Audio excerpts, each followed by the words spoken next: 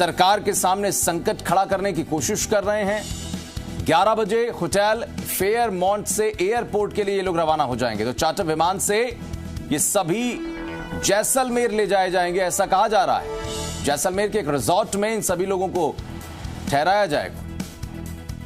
जी media संवाददाता अंकित तिवारी इस वक्त फोन लाइन पर हैं। अंकित, क्या कुछ और आपके पास जानकारी, क्योंकि विधायक दल की बैठक भी होनी है, उसके बाद ये कहा जा रहा है कि सभी लोगों को 11 बजे यहां से सीधे जैसलमेर के लिए एक विशेष विमान के जरिए पहुंचाया जाएगा। क्या कुछ और जानकारी? देखिए, कल जब विधायक दल की बैठक हुई तो कई अहम निर्णय लिए गए थे। इनमें एक राय भी पूछी गई थी विधायकों से कि क्या 14 अगस्त तक जो होटल में स्टे रहेगा वो फेयरमाउंट में रहे या कहीं अन्य लेके जाया जाए। तो जो विधायक हैं उन्होंने अपने अलग अलग सुझाव दिए थे। कुछ का सुझाव था कि कुछ दिन रणथंभौर रहा जाए, कुछ ने कहा कि जैसलमेर जाया जाए, कुछ ने कहा जोधपुर या कुछ ने कहा उदयपुर।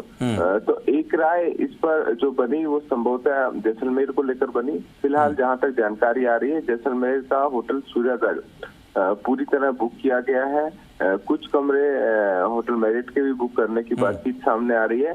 तो जाहिर है दोपहर जब सुबह 10 बजे विधायक दल की बैठक आज एक बार फिर आहूत की गई है। विधायक दल की बैठक के बाद सभी विधायकों को खासतौर पर केवल विधायक ही अभी फिलहाल लेके जाएंगे। मंत्री यहीं पे रहेंगे क्योंकि कोरोना संक्रमण है और मंत्रियों की जिम्मेदारी सचिवालय को लेकर है। तो ऐसे में मंत्री यहीं पर रहेंगे, मुख्यमंत्री संभवतः यहीं पर रहेंगे। सभी अन्य विधायक यहाँ से जैसलमेर लेकर जाए जा सकते हैं। जी चलिए, बहुत शुक्रिया आपका अंकित इस तमाम जानकारी के लिए।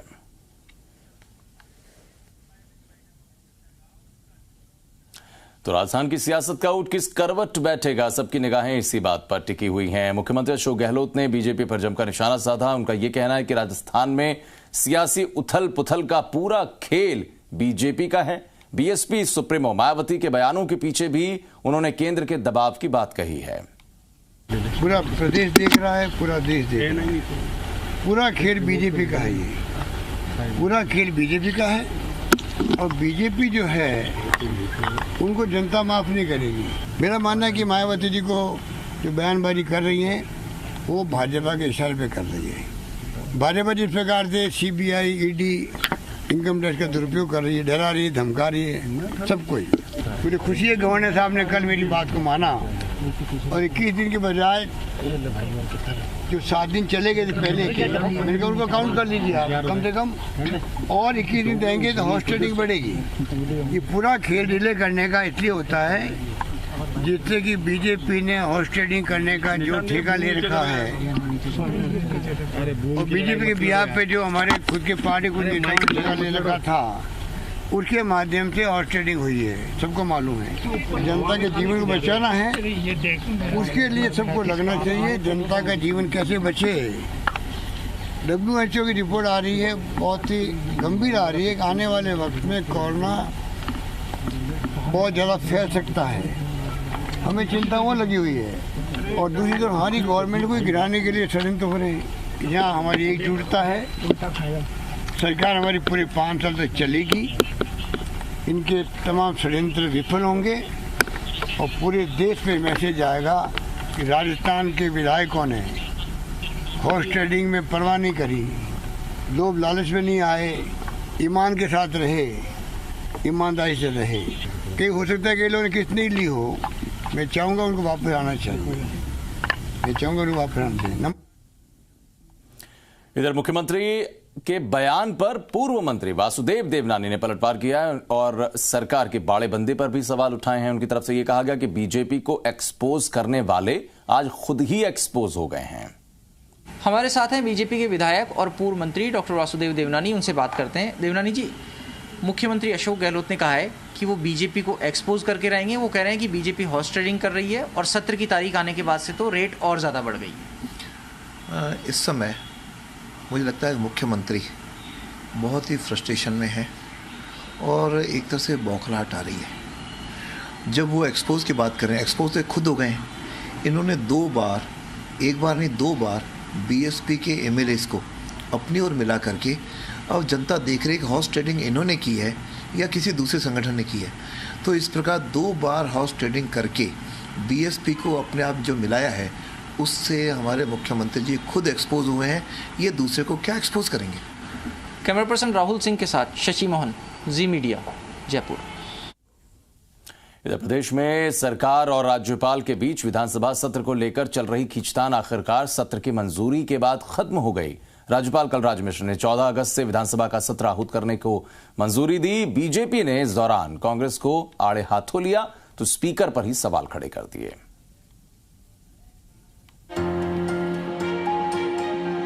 सरकार की ओर से विधानसभा सत्र आहूत करने की फाइल 3 बार राजस्थान से रिजेक्ट होने के बाद आखिरकार सत्र बुलाने को चौथी बार में मंजूरी मिल ही गई।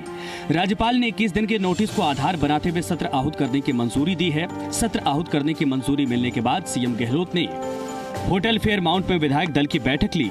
बैठक में प्रभारी अविनाश पांडे, रणदीप सुरजेवाला, अजय माकर मौजूद रहे। बैठक के बाद मंत्री प्रताप सिंह खाचरियावास ने कहा कि राज्यपाल ने डेट दे दी है, अब कोई दिक्कत नहीं है। कोई भी सरकार के बहुमत को चुनौती देगा तो सब सामने आ जाएगा। क्या आप जानते हैं कांग्रेस का पूरा विधायक दल, कांग्रेस के तमाम विधायक, और मैं आज आपसे कह रहा हूं विपक्ष के बीजेपी के विधायकों के भी चेहरे पे खुशी होगी, क्योंकि सब जानते हैं कि ये राजस्थान की जनता, राजस्थान के नेता, राजस्थान के तमाम लोग चाहते थे कि संविधान का सम्मान हो। और हमारे परिवार के मुखिया गवर्नर साहब ने अब डेट दे दी है, अब कोई दिक्कत नहीं है। वहीं उपनेता प्रतिपक्ष राजेंद्र सिंह राठौड़ ने सत्र बुलाने का अधिकार के बाबत कहा कि ये सिर्फ राज्यपाल को ही है, जो सरकार को समझने में देर लगी। तय तिथियों पर विशेष सत्र में बीजेपी सरकार को हर मुद्दे पर घेरेगी।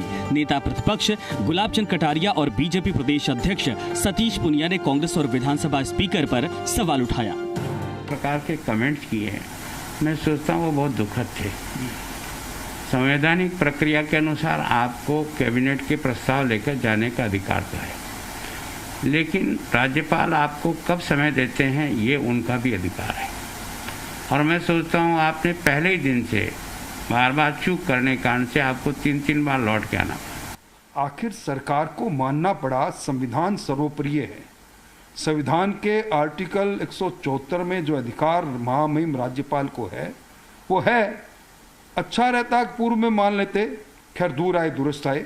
स्पीकर महोदय को भी अशोक गहलोत जी की चिंता ज्यादा है, सरकार को बचाने की चिंता ज्यादा है, और ये उन्होंने समय समय पर कहीं न कहीं किसी न किसी रूप में प्रकट किया। तो उनको नैतिक रूप से सदन की गरिमा और निरपेक्षता को बनाए रखने के लिए कम से कम इस पद पर बने रहना मुझे उचित लगता नहीं। वो आगे आएंगे तो मुझे लगता है कि राजनीति में एक बड़ा उदाहरण पेश करेंगे। विधानसभा सत्र आहूत करने की तिथियां फिक्स कराने का एक पड़ाव राज्य सरकार ने पार कर लिया है। सरकार आश्वस्त है कि वो प्रदेश को स्थायी शासन देगी। वहीं बीजेपी सरकार को घेरने में पूरी तरीके से तैयार है। अब सियासी ऊंट बैठता किस करवट है, इस पर सबकी निगाहें हैं। ब्यूरो रिपोर्ट, जी मीडिया। जी हाँ, तो सत्ता का संग्राम जिस तरीके का दिखाई पड़ रहा है, इसमें बीएसपी विधायकों के दल बदल के मामले में भी हाईकोर्ट ने जो नोटिस जारी किया उसके बाद भी अब प्रतिक्रियाएं आ रही। दरअसल न्यायाधीश महेंद्र गोयल ने विधानसभा स्पीकर, सचिव और बीएसपी विधायकों को नोटिस जारी कर दिया है। इस मामले में मदन दिलावर के वकील की तरफ से यह कहा गया कि कोर्ट ने याचिकाओं पर सुनवाई करते हुए विधानसभा स्पीकर, सचिव और बीएसपी के सभी 6 विधायकों को नोटिस जारी किया है। 11 अगस्त तक इन लोगों को जवाब देना है। Notices on stay application have also been issued and the matter is pending and next date is of 11th of August 2020. अच्छा आशीष जी, ये कुछ कहा गया है कि जो नोटिस है वो बाय नेम जारी नहीं होंगे, ऐसा कुछ? By name only for respondent number 9 जो कि mister in the rate of Mr. Madan Dilawar. Apart from it all the notices have to be issued. जी, अच्छा इसके अलावा आर्गुमेंट किस तरह के रहे? आर्गुमेंट पूरे मैटर के ऊपर रहे हैं। मैटर अभी पेंडिंग है ऑनरेबल कोर्ट के सामने, तो इतना ही बताया जाए। अच्छा आशीष जी, एक चीज बताइए कि बसपा इससे भी चाहती थी, ऐसा कुछ आर्गुमेंट हुआ? For stay it was pressed before the honorable court, but looking to the nature of the matter, honorable court has kept the stay application pending and notices on the stay application has also been issued. इधर PCC chief Govind Singh Dotasra ने कहा है कि विधायक दल की बैठक में सबसे पहले लोकतंत्र जीता और षड्यंत्र जो हारा उस पर चर्चा की गई। साथ ही राज्यपाल ने हमारे अनुरोध को स्वीकार करते हुए विधानसभा सत्र बुलाने का फैसला किया। देर आए लेकिन दुरुस्त आए। तो गोविंद सिंह डोटासरा ने जिस तरीके से बीजेपी को निशाने पर लिया है, उसके अलावा यह भी कह गए कि देर आए और दुरुस्त आए।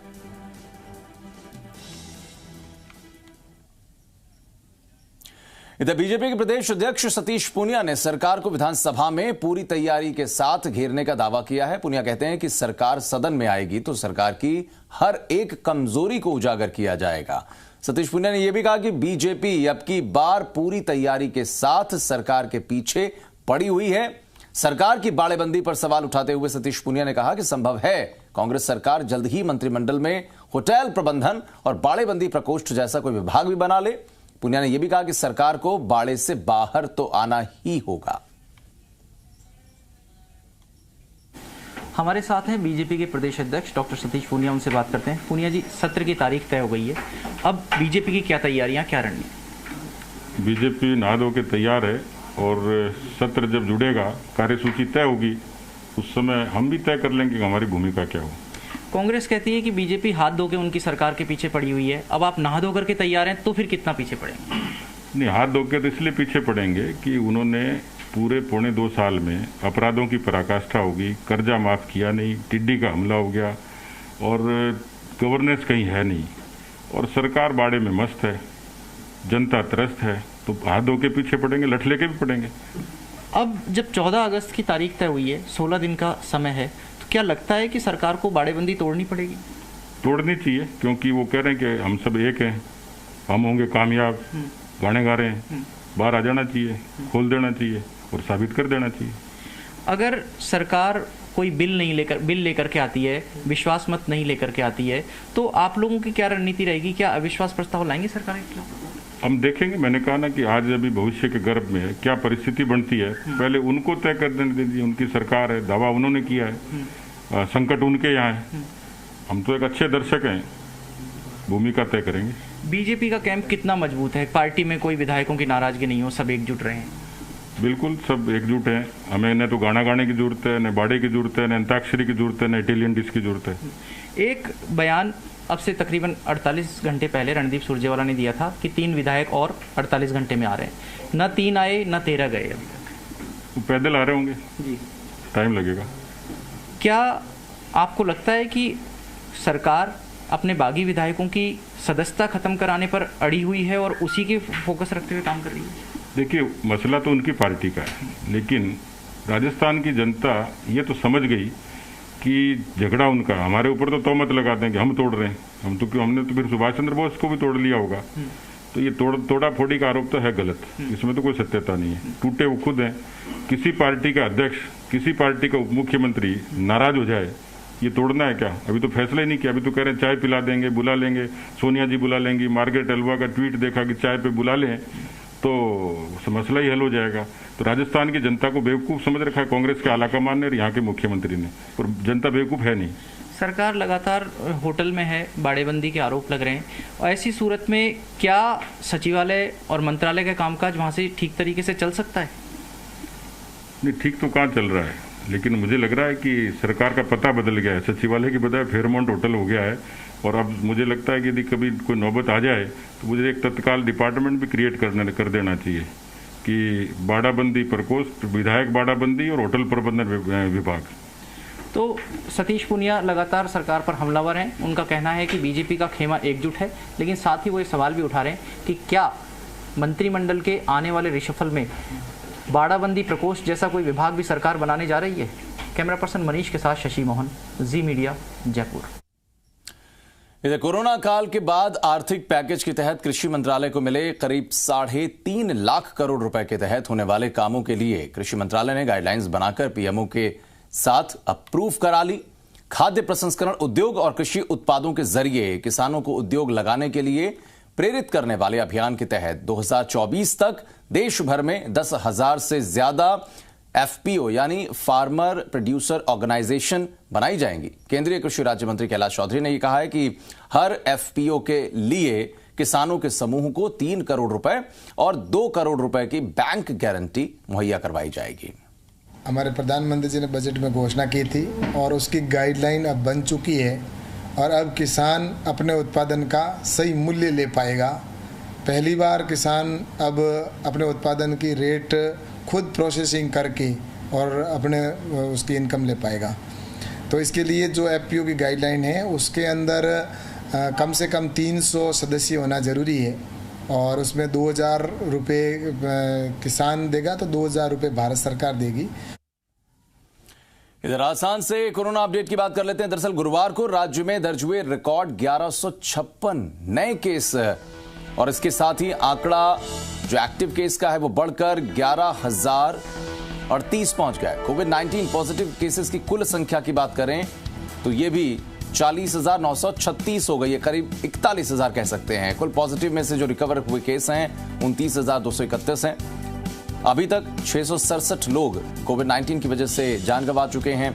सबसे ज्यादा जो गुरुवार को मामले सामने आए हैं अलवर, जोधपुर, जयपुर, अजमेर, कोटा से आए हुए हैं और अगर अलग अलग जिले के हिसाब से देखें तो अजमेर से 107, अलवर से 193, बांसवाड़ा से 5, बारां से 7, बाड़मेर से 29, भरतपुर से 70, भीलवाड़ा से 31, इसी तरीके से तमाम अन्य मामले भी सामने आए।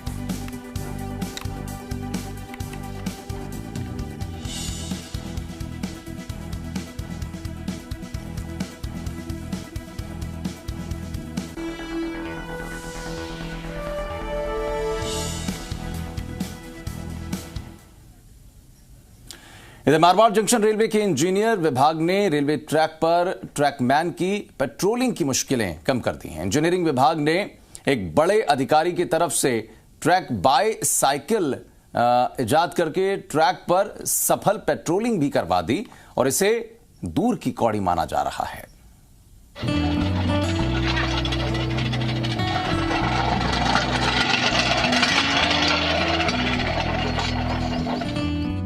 ट्रैक बाईसाइकिल का इजाद अजमेर पश्चिम के वरिष्ठ मंडल इंजीनियर पंकज सोइन के दिमाग की उपजे आइडिया का परिणाम था। सहायक मंडल इंजीनियर रेखराज मीणा की टीम के सीनियर और पूरी टीम जुटी और 15 दिन की मेहनत से तैयार हो गई ट्रैक पर पेट्रोलिंग की बाईसाइकिल। ट्रैक पर पहुंचने के रास्ते अवरुद्ध होने की परिस्थिति में तथा ट्रैकमैन को पैदल गश्त से निजात दिलाने के लिए Shri Pankaj Soin senior DN waste Ajmer के नेतृत्व में इस साइकिल का निर्माण किया गया है। इस साइकिल को बनाने हेतु दो आयरन पाइप्स, 2 छोटे व्हील्स का प्रयोग किया गया है जो कि पीडब्ल्यूडी स्टोर में अवेलेबल रहते हैं। दरअसल नदी नालों के बहाव और अवरुद्ध रास्ते के चलते मारवाड़ जंक्शन से भिमालिया के बीच और सेक्शन में कई जगहों पर ट्रैक में खराबी होती थी। इन्हें ट्रैकमैन पहले 15-20 किलोमीटर पैदल चलकर चेक किया करते थे जिसमें बहुत वक्त लग जाता था, लेकिन अब ऐसा नहीं है। हमारा सूजत का सेक्शन है खासकर मारवाड़ से भिलवालिया के बीच में। यहाँ पर अगर बरसात जब हो जाती है तो अगर लाइन पर कोई भी इमरजेंसी काम आ जाए तो पहुँचना बहुत मुश्किल पड़ जाता है। तो ऐसा सोचा गया कि कुछ ऐसा साधन निकाला जाए। तो ऐसे दिमाग में आते आते साइकिल का इनोवेशन किया कि चलो साइकिल बनाएं जिससे इसको लाइन के ऊपर रखे और इसको स्पीड से लेके जाया जा सके। करीब 5,000 की लागत में बनी ट्रैक पेट्रोलिंग की ये नई बाईसाइकिल रेलवे, रेल यात्रियों और ट्रैकमैन के लिए बेहद मददगार साबित हो सकेगी। पेट्रोलिंग करते गर्मी की इसमें हमें बहुत लंबी दूरी तक पैदल जाना पड़ता है, इसलिए हमने एक बाईसाइकिल का निर्माण किया, नई बाईसाइकिल बनाई है। इससे हमें बहुत सुविधा मिलती है कि जल्दी आना जल्दी जाना। हमें बहुत हमारे को सुविधाएँ मिल सकती है।